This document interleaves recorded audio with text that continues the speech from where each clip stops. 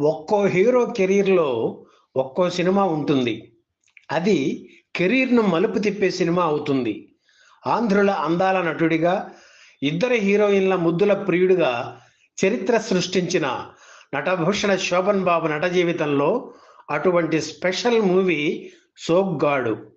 అది ఎంత సెన్సేషనల్ అంటే వెండితెర 'సోగ్గాడు' అంటే శోభన్ బాబే అనేంతలా.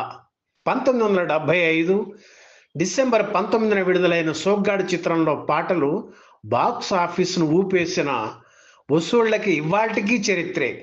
గ్రామీణ నేపథ్యంలో రూపుదిద్దుకున్న ఈ చిత్రం గ్రామాలు, పట్టణాలు, నగరాలు అనే తేడా లేకుండా అన్ని కేంద్రాల్లో అద్భుతంగా ఆడడం విశేషం. సురేష్ ప్రొడక్షన్స్ అధినేత రామానాయుడికి సిరులు కురిపించిన సినిమా ఇది. తస్సదియ్య అనే ఊతపదంతో అభిమానుల్ని ఆకట్టుకున్నారు శోభన్ బాబు. 'సోగ్గాడు' చిత్ర నిర్మాణ విశేషాలు ఈ వీడియోలో చూద్దాం. నటభూషణ శోభన్ బాబు కెరీర్లోనే ఒక మరపురాని సంవత్సరం 1975. ఆ ఏడాది ఆయన నటించిన సినిమాలు ఏకంగా 7 విడుదలయ్యాయి. ఆ సంవత్సరంలో శోభన్ బాబు తొలి చిత్రం 'దేవుడు చేసిన పెళ్లి', చివరి చిత్రం 'సోగ్గాడు'. ఈ 7 చిత్రాల్లో 'దేవుడు చేసిన పెళ్లి', 'జీవన జ్యోతి', 'బలిపీఠం', 'జేబు దొంగ', 'సోగ్గాడు' చిత్రాలు సూపర్ హిట్ అయ్యాయి. బాబు, గుణవంతుడు చిత్రాలు యావరేజ్గా ఆడాయి. అలా 1975 శోభన్ బాబుకి కలసి వచ్చి స్టార్ అయ్యారు. శోభన్ బాబుకి ఇది 114వ చిత్రం. ఆయనతో రామానాయుడు నిర్మించిన 3వ సినిమా.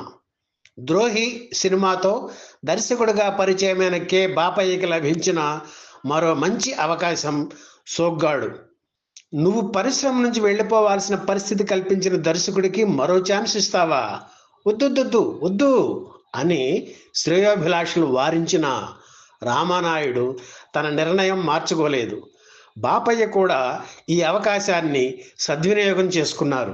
'సోగ్గాడు' చిత్రంతోనే నటి జయచిత్ర తెలుగు తెరకి హీరోయిన్గా పరిచయం అయ్యారు. అప్పటికి వర్ధమాన నటి అయిన జయసుధ హీరో మరదలిగా సినిమాలో కీలక పాత్ర పోషించారు. సురేష్ సంస్థలో వీరిద్దరికీ ఇది తొలి చిత్రమే. వీరి గ్లామర్ 'సోగ్గాడు' చిత్రానికి అదనపు ఆకర్షణ అయ్యింది. తమిళ రచయిత బాలమురుగన్ అందించిన కథకి మోదుకూరి జాన్సన్ మాటలు రాశారు. 1975 ఏప్రిల్ 26న 'సోగ్గాడు' చిత్రం షూటింగ్ వాహిని స్టూడియోలో మొదలైంది. కృష్ణా జిల్లా కోలవెన్ను గ్రామంలో తొలి షెడ్యూల్ ప్లాన్ చేశారు. అయితే 2 రోజులు షూటింగ్ జరిగిన తరువాత భారీ వర్షాలు ప్రారంభం కావడంతో అక్కడ తీయాలనుకున్న సీన్లను వాహిని స్టూడియోలో సెట్స్ వేసి చిత్రీకరించారు. రెండో షెడ్యూల్ రామానాయుడు స్వగ్రామం కారంచేడులో ఎటువంటి ఆటంకాలు లేకుండా జరిగింది. శోభన్ బాబు నగరానికి రావడం, వీధుల్లో తిరగడం వంటి సన్నివేశాలను హైదరాబాద్ యాబిట్స్ ప్రాంతంలో చిత్రీకరించారు. తన బాబాయి స్వామితో చిన్నతనం నుంచి శోభన్ బాబుకి అనుబంధం ఉంది. 'సోగ్గాడు' సినిమాలో శోభనాద్రి గెటప్కు ఆయనే ప్రేరణ.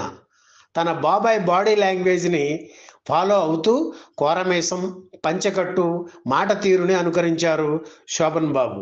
అలాగే పాటలకి శోభన్ బాబు స్టెప్పులు వేయడం అన్నది 'సోగ్గాడు' చిత్రంతోనే. ఆ రోజుల్లో ఎక్కడ విన్నా 'సోగ్గాడు' చిత్రంలోని పాటలే. ముఖ్యంగా 'సోగ్గాడు లేచాడు' పాట వస్తుంటే అభిమానులకు పూనకాలు వచ్చేవి.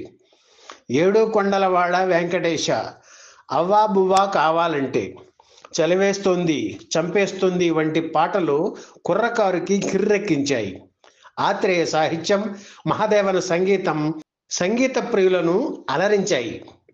'సోగ్గాడు' చిత్రం విడుదల కావడానికి సరిగ్గా వారం ముందు డిసెంబర్ 12న నటరత్న ఎన్టీఆర్ నటించిన 'ఎదురులేని మనిషి' చిత్రం విడుదలైంది. ఆ సినిమాకు కూడా బాపయ్యే దర్శకుడు. నిర్మాతగా అశ్విని దత్ తొలి చిత్రం. ఎన్టీఆర్ను ఒక కొత్త పంధాలో చూపించిన సినిమా 'ఎదురులేని మనిషి'. ఆ సినిమా ఒక పక్క ఆడుతుండగానే సీనియర్ టాప్ హీరోతో పోటాపోటీగా శోభన్ బాబుని నిలిపింది 'సోగ్గాడు' చిత్రం. బ్లాక్ బస్టర్ హిట్ కావడమే కాకుండా శోభన్ బాబు కెరీర్లో బిగ్గెస్ట్ హిట్గా నిలిచింది. అప్పటికే ఖైదీ బాబాయ్, జీవన జ్యోతి చిత్రాలతో ఫిల్మ్ఫేర్ అవార్డు పొందిన శోభన్ బాబు సోగ్గాడు చిత్రంతో మరోసారి ఆ అవార్డు అందుకున్నారు. ఇలా వరుసగా 3 సార్లు ప్రతిష్టాకరమైన ఫిల్మ్ఫేర్ అవార్డు పొందిన ఏకైక హీరో శోభన్ బాబు. విడుదలైన 32 కేంద్రాల్లో 59 రోజులు, 19 సెంటర్స్లో 100 రోజులు ఆడింది సోగ్గాడు. శోభన్ బాబు కెరీర్లో అత్యధిక కేంద్రాల్లో 100 రోజులు ఆడిన సినిమా ఇదే. 1976 ఏప్రిల్ 11న విజయవాడలోని మున్సిపల్ స్టేడియంలో శతదినోత్సవం జరిగింది. శివాజీ గణేశన్, వాణిశ్రీ ముఖ్య అతిథులుగా హాజరయ్యారు. ఈ వీడియో మీకు నచ్చితే లైక్ చేయండి, షేర్ చేయండి, వెంటనే సబ్స్క్రైబ్ కూడా చేయండి.